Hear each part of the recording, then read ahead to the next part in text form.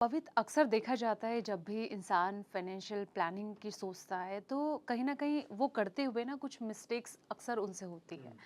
तो मैं आपसे ये जानना चाहूंगी कि आखिर वो कौन सी गलतियां हैं जो अमूमन लोग कर देते हैं और उन्हें बचना चाहिए उस गलती से। देखिए मतलब सबसे बड़ी गलती जो मैं समझता हूँ वो तो है भेड़चाल फॉलो करना।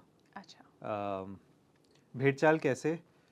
आपने एक प्लान बनाया अपनी लाइफ का, हम्म। आपने एक फाइनेंशियल प्लानिंग करी, आपने सोचा कि मैं 10 20 30 साल बाद हम्म। के लिए आज से ही प्लानिंग कर रहा हूँ। मैंने ये 3 टाइप के इंस्ट्रूमेंट्स में डिप्लॉय किया हुआ है पैसा, हम्म। और अब इसमें मैं एसआईपी के तौर पे या एनुअली के तौर पे अगर गारंटीड है तो मैं इन्वेस्ट करता जाऊँगा, और 10 20 30 साल बाद मेरे पास एक अच्छा खासा कॉर्पस क्रिएट हो जाएगा। हम्म। सबसे बड़ी गलती जो हम ये करते हैं कि हम अपने ही डिसीजन को सेकंड गेस करने लग जाते हैं। ओके। वो तब होता है जब कहीं ना कहीं या तो मार्केट का में कोई डाउनफॉल दिखने लग जाता है हमको, तो हमें लगता है "हाय, हमसे गलती हो गई"। अच्छा। दूसरा, वो डिसीजन हम सेकंड गेस करने लग जाते हैं जब आसपास का शोर या नॉइज़ हमको इन्फ्लुएंस करने लग जाता है। सबसे ज़्यादा ज़रूरी ये है कि आपने जो डिसीजन लिया है उसको ट्रस्ट कीजिए। अगर हाँ। आपने उसमें रिसर्च करी है, समझ के लिया है, एडवाइजर की सोच सलाह समझ ली है। के लिया है, खुद से आपने पढ़ा है, समझा है, और जो डिसीजन आपने लिया है वो ठीक लिया है अगर आपको लगता है, तो उस पर स्टिक करिए। क्योंकि जैसे हम बोलते हैं, time in the market, hmm. Long term investing, all of these things, इन्हीं वजह से ही आपका कॉर्पस ग्रो होता है। अगर आप अपने डिसीजन से पीछे हट जाएंगे, हम्म। आप 2 साल 3 साल 4 साल बाद बोलेंगे कि मैं अपना एसआईपी अब रोक देता हूँ या मैं पैसा निकाल लेता हूँ, तो जो बेनिफिट अभी तक आपको आया है उसी बेनिफिट के ऊपर आपको आगे का बेनिफिट आना था, आप वो सारा छोड़ देंगे। हम्म। अम, दूसरा, भेड़चाल का इम्पैक्ट क्या होता है? हम्म। अम, सब लोग बोल रहे थे गोल्ड सिल्वर गोल्ड सिल्वर, बहुत लोगों ने पैसे भी कमाए obviously, prices went up like anything. Hmm. लेकिन जब तक वो नॉइज़ मुझ तक पहुंची, मैं एक हम्म। इन्वेस्टर हूँ, जब तक वो नॉइज़ मुझ तक पहुंची, मैंने सोचा अरे सब लोगों ने बहुत पैसे कमा लिए, मैं भी डाल लेता हूँ। हम्म। अब मैंने जब डाले, उसके अगले हफ्ते ही रेट क्रैश हो गए। हम्म। अब मैं क्या करूँ? अब तो मैंने उसमें कई लाख डाल दिया, अब वो 20 30 40% डाउन हो गया है। अब मैं क्या करूँ? अब मैं हम्म। फंस गया। तो इस टाइप के डिसीजंस, क्रिप्टो करेंसी, अगर आपका रिस्क प्रोफाइल है, अगर आपके बेसिक्स के बाहर आपके पास कॉर्पस है, करिए, कोई दिक्कत नहीं है। हम्म। क्रिप्टो में भी अगर आप देखेंगे, बिटकॉइन देखेंगे या जो भी टॉप के क्रिप्टो रहते हैं आज की डेट में, वो भी आई थिंक एक साल में डबल डिजिट डाउन है, 20 25 30% डाउन है। हाँ। और यही इसी साल वो 20 30 40% अब भी थे। हम्म। तो जितना वॉलेटाइल इंस्ट्रूमेंट होता है उतना ही रिस्की होता है वो। हम्म। लॉन्ग टर्म में हाँ शायद ये सारी चीज़ें प्ले आउट कर जाती हैं। तो अगर आपने एक मार्केट बेस्ड डिसीजन लिया है, उस पर स्टिक करिए। हम्म। भेड़ चाल की ज़्यादा मत सुनिए। हाँ, अगर सुन रहे हैं तो उस पर रिसर्च करिए, रिसर्च करके फिर इम्प्लीमेंट करिए। अगर आपको कमोडिटी में इन्वेस्ट करना ही है हम्म। तो आप एसआईपी के रूप में करिए। हाँ। आप उसको लॉन्ग टर्म के एंगल से देखिए और लॉन्ग टर्म के एंगल से इन्वेस्ट करिए। हम्म। ऐसे मत करिए कि मैंने सुना और एक्सपेक्ट किया कि एक महीने में पैसा डबल। ऐसी स्कीम्स सुनने में अच्छी लगती हैं, लेकिन रियलिटी में बहुत कम लोगों को लक की वजह से ये मिल पाता है। रिटेल इन्वेस्टर्स का लक ज़्यादा चलता है रादर दैन रिसर्च। हम्म। दूसरी गलती जो मैं ओवरऑल सोचूंगा लोग करते हैं, वो ये करते हैं कि डाइवर्सिफिकेशन पे ज़्यादा ध्यान नहीं देते। अम, हमें क्या लगता है कि हम अपना रिवॉर्ड मैक्सिमाइज़ कर दें, अपना रिटर्न को मैक्सिमाइज़ कर दें, हम्म। तो मैं सारा का सारा पैसा अपना मार्केट में लगाना शुरू कर देता हूँ। लॉन्ग टर्म में शायद वो काम कर जाए, हम्म। शायद वो आपको बीच में हिट भी दे दे थोड़ा सा, लेकिन होता क्या है कि सबके पास ये समझ तो है कि मुझे लॉन्ग टर्म के लिए इन्वेस्ट करके रखना है, लेकिन ये विल पावर शायद नहीं होती कि जब मार्केट 20 25 30% का एक डाउनफॉल लेगी तो मैं स्टे इन्वेस्टेड वाली जो फिलॉसफी है उस पे मैं रह पाऊँगा कि नहीं रह पाऊँगा। उस टाइम पे फिर आप मार्केट से पीछे हटने लग जाते हैं और एक लॉस के साइकिल में घुस जाते हैं। हाँ। यहीं पे अगर आपका पोर्टफोलियो डाइवर्सिफाइड रहेगा और आपके पास मार्केट एक्सपोजर रहेगा अपनी एज के हिसाब से, अपने रिस्क प्रोफाइल के हिसाब से, वो आपको खुद समझना है। हम्म। देयर आर एडवाइजर्स, इंस्ट्रूमेंट्स, बहुत रिसर्च है, आप समझ सकते हैं, लेकिन वो सबका थोड़ा थोड़ा अलग रहता है। तो आप अपनी रिस्क प्रोफाइल, अपने एज के हिसाब से आप अपना एक बैलेंस बनाइए। अगर आपने मार्केट में डिप्लॉय किया है और आपने गारंटीड प्लान्स में डिप्लॉय किया है, तो आपके पास हमेशा एक सेफ्टी नेट रहता है। आपका मेंटल पीस हमेशा ज़्यादा रहता है मार्केट के डाउनफॉल के साइकिल में, क्योंकि आपको पता है कि मेरे पास एक बफर तो है ही, एक गारंटीड कंपोनेंट है मेरे पास, एंड हेंस आप मार्केट में और लंबे के लिए टिकने के लिए आपके पास कॉन्फिडेंस रहता है। तो ये एक दूसरी गलती है जो लोग करते हैं। अ, तीसरी गलती जो मुझे रियलाइज़ हो रहा है, क्योंकि हम बहुत कस्टमर्स से बात करते हैं, बहुत अंडरस्टैंडिंग मिलती है, शायद हमारे देश में लोग रिटायरमेंट को उस अहमियत से अभी प्लान नहीं कर रहे हैं जिस अहमियत से उन्हें करना चाहिए। 55, 60, 65 जब भी आप रिटायर होना चाहें, अगर आप मिलेनियल हैं या जेनजी हैं तो आप फायर के कॉन्सेप्ट के पीछे जाना चाहते हैं शायद आज की डेट में। तो अगर उस कॉन्सेप्ट के पीछे जाना चाहते हैं तो फिर तो आप 45, 40s, 50s में ही रिटायर होना चाहते हैं। जब भी आप रिटायर होना चाहते हैं, आपको ये समझना बहुत ज़रूरी है दैट रिटायरमेंट के बाद सारी की सारी रिस्पॉन्सिबिलिटी आपकी ही है। आपका अगर आज 50,000 में पूरा महीना चल जाता है, खर्चे वर्चे सब, अगर आपकी अर्निंग्स बहुत अच्छी हैं और आप 50,000 आपके खर्चे हैं, तो रिटायरमेंट के बाद शायद 1.5-2 लाख भी आपको कम पड़ेंगे शायद। बिल्कुल। इन्फ्लेशन तो है ही है, बट सिर्फ इन्फ्लेशन के नंबर पे जाना गलत होगा, क्योंकि इन्फ्लेशन जो है वो बेयर कमोडिटीज़ के बेसिस पे एक नंबर क्रिएट किया जाता है।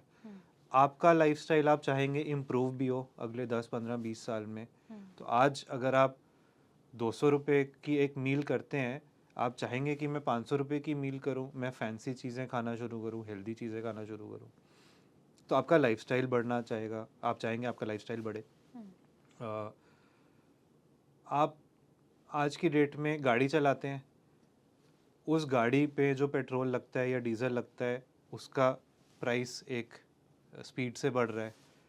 हेल्थ केयर के खर्चे बहुत रैपिडली बढ़ रहे हैं, बिल्कुल। तो हेल्थ इंश्योरेंस तो होना ही चाहिए, बट हेल्थ केयर के जो खर्चे हैं, एक सर्जरी जो 10-15 हज़ार में हो जाती थी, शायद वो लाखों में जा रही है, कल को वो 2-3 लाख में चली जाएगी। तो जब आप रिटायर होएंगे उस टाइम पे आपके जो खर्चे होंगे वो सिग्निफिकेंटली ज़्यादा होंगे इन्फ्लेशन रेट से भी। तो ये प्लान करना आज से ही बहुत ज़रूरी है। बिल्कुल। तो ये तीसरी बड़ी गलती है जो मुझे लगता है लोग करते हैं। रिटायरमेंट प्लानिंग एक सिस्टमैटिक स्ट्रक्चर्ड तरीके से शायद इंडिया में हम नहीं कर रहे हैं, और रिटायरमेंट के दो मेन पहलू हैं। One is something like pension, जहाँ पे आपको एक इनकम स्ट्रीम क्रिएट हो जाए, रेगुलर इनकम स्ट्रीम आपके लिए क्रिएट हो जाए जब आप रिटायर हों, जिससे आपके रोज़मर्रा के खर्चे चलते रहें। वो खर्चे अगर जैसे मैं बता रहा था आज 50 हैं तो कल को 1.5-2 लाख हो जाएंगे, तो वो खर्चे मेंटेन सस्टेन करने के लिए आपको एक इनकम चाहिए होगी या पेंशन चाहिए होगी। दूसरा कंपोनेंट रिटायरमेंट का जो रहता है वो ये रहता है कि आपके पास एक पूल ऑफ फंड्स होना चाहिए हमेशा, जो आप इमरजेंसी में यूज़ कर पाएँ या किसी और सिचुएशन में यूज़ कर पाएँ। आप चाहेंगे कि आप ट्रैवल भी करें, तो आपकी जो इनकम या पेंशन क्रिएट हो रही है उससे तो आपके डेली के खर्चे चलेंगे, बट आप जब साल में एक बार आप यूरोप जाना चाहते हैं या गोवा जाना चाहते हैं या कहीं भी जाना चाहते हैं, तो उसका एक खर्चा आएगा। आपकी हेल्थ के खर्चे आपको मेंटेन करके रखने हैं। आप जब रिटायर होएंगे, शायद आपके पेरेंट्स हों उस टाइम पे, ऑब्वियसली हम चाहेंगे आपके पेरेंट्स भी हों, वो एक्सट्रीम ओल्ड एज में होंगे, उनकी रिस्पॉन्सिबिलिटी पे भी आप पे आएगी। तो ये सारी चीज़ों को माइंड में रखते हुए retirement planning I think is a big gap आज की डेट में। तो ये कुछ गलतियां हैं जो मुझे लग रहा है हम लोग कर रहे हैं, भेड़ चाल पे इन्फ्लुएंस हो जाते हैं, अपने डिसीजन से चूक जाते हैं, डाइवर्सिफिकेशन शायद हम अच्छे से नहीं करते, और अपनी खुद की रिटायरमेंट प्लानिंग हम नहीं कर रहे हैं। ये 3 चीज़ों पे फोकस हमें करना चाहिए। जिस तरीके से आपने मार्केट की चाल को लेके बताया कि अक्सर लोग ना रिस्क तो ले लेते हैं कहीं ना कहीं रिवॉर्ड के चक्कर में, लेकिन फंस भी जाते हैं हाँ वो। जी, हाँ जी। तो मैं आपसे ये जानना चाहूँगी कि एक अच्छा कॉर्पस तैयार करने के लिए क्या सिर्फ लॉन्ग टर्म की तरफ ही जाना चाहिए या फिर शॉर्ट या मिड से भी एक अच्छा कॉर्पस तैयार किया जा सकता है? देखिए, तैयार किया जा सकता है, नो डाउट, बट वो शायद आपके हाथ में ना हो। अगर मार्केट, देखिए इंडिया की इकॉनमी ग्रो कर रही है ग्लोबली, इंडिया की economy is growing amongst the fastest. ये ऐसा क्यों हो रहा है, ये समझना बहुत ज़रूरी है। आज की डेट में India amongst the developing countries or the growing economies or bigger economies of the world, India is one of the youngest economies in the country. लगभग 100 करोड़ 150 करोड़ में से लगभग 100 करोड़ यूथ है हमारे पास। हाँ। ये जो यूथ है, ये कंट्री की इकोनॉमी को ग्रो कर रहा है, जीडीपी को ग्रो कर रहा है, कंजम्पशन को ग्रो कर रहा है, इसीलिए इंडिया की इकोनॉमी ग्रो किए जा रही है। आप दुनिया में देखिए पिछले 1-1.5 साल में जो भी हुआ है, चाहे वो इंटरनेशनल कॉन्फ्लिक्ट्स हों, यूएस हो, ईरान हो, यूक्रेन हो, मल्टीपल चीज़ें हुई हैं, इंडिया की इकोनॉमी में इतना इम्पैक्ट नहीं आया। वो इसीलिए नहीं आया क्योंकि इंडिया का जो इंजन है वो खुद से ही बहुत अच्छी तरीके से सेल्फ सस्टेनिंग है आज की डेट में। इसका ये मतलब है कि इंडिया की मार्केट्स अगले 5, 10, 15, 20, 30 साल में बहुत अच्छे रिटर्न्स देंगी। इम्पॉर्टेंट है कि आप उस मार्केट में इन्वेस्टेड रहें, इंडिया की स्टोरी, इंडिया की कंजम्पशन स्टोरी में इन्वेस्टेड रहें। आज की डेट में अगर आप प्लान कर रहे हैं 12%, 13%, 14, 15% का रिटर्न 10, 15, 20 साल के होराइजन में, हो सकता है आपको 20% मिल जाए, हो सकता है आपको 25 मिल जाए, हो सकता है आपको 12 ही मिले, बट आपने तो 12 के हिसाब से 20 साल का प्लान किया है। अगर आपको उससे बेटर मिल जाए रिटर्न तो क्या बुरा है। तो पॉइंट ये है कि शॉर्ट टर्म में या मिड टर्म में आपका कॉर्पस बनेगा, बट वो शायद आपकी वजह से ना बने।